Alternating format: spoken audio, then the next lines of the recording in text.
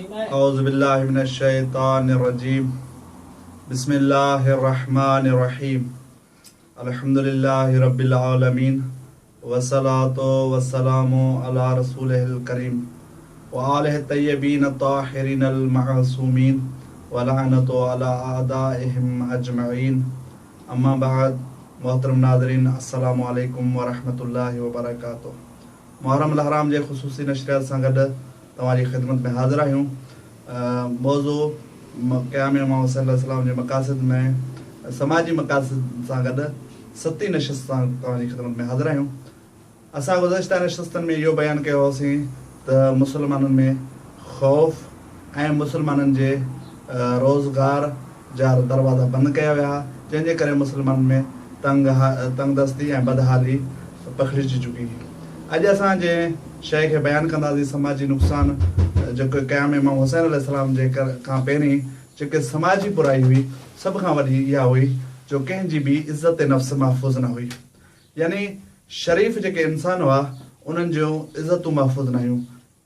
एतिरे क़दुरु जो मिंबरनि ते शुरफ़ा जे ख़िलाफ़ ॻाल्हायो वेंदो हो, उन्हनि ते लानत ऐं सभु कई वेंदी हुई, हता के उन्हनि मौला अमीर अल मोमिन हज़रत अली बिन अबी तालिब अलैहिस्सलाम जहिड़ी मुक़द्दस शख़्सियत खे बि न बख़्शो ऐं जुमे जे ख़ुतबनि में पंहिंजी हुकूमत में उन्हनि इहो हुकुम नाफ़िज़ कयो हो त ख़ुतबनि में हज़रत अली अलैहिस्सलाम ते सभु कयो वञे। ऐं ॿिया जेके सहाबी हुआ, जेके सहाबी ज़ुल्म जे ख़िलाफ़ हुआ, उन्हनि जूं तोहीनूं कयूं वेंदियूं। एतिरे क़दुरु जो बाद रवायतनि में आहे त यहूदियनि, मजूसियनि, ईसाइनि खां ऐं जादूगरनि खां उन्हनि जी तोहीन कराई वेंदी हुई सहाबा रसूल जी।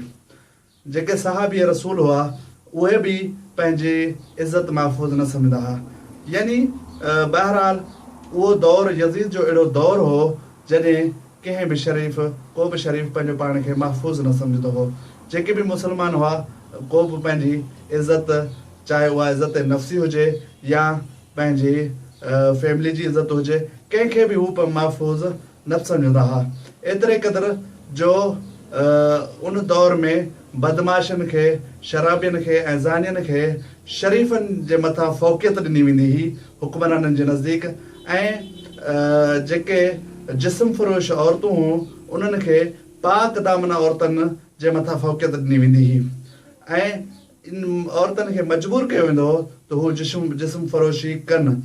अहिड़े हालात में ज़रूरत हुई हिकु इनक़लाब जी, जेको इनक़लाब इमाम हुसैन अलैहिस्सलाम आंदो ऐं इमाम हुसैन अलैहिस्सलाम जे इनक़लाब खां पोइ इहा उनजी बरकत सां इहे जेका इज़त नफ़्स मजरूह थियणु लॻी हुई, आहिस्ता आहिस्ता मुस्लमाननि खे हिकु मरतबो ॿीहर उन्हनि जी इज़त नफ़्स बहाल थियणु लॻी।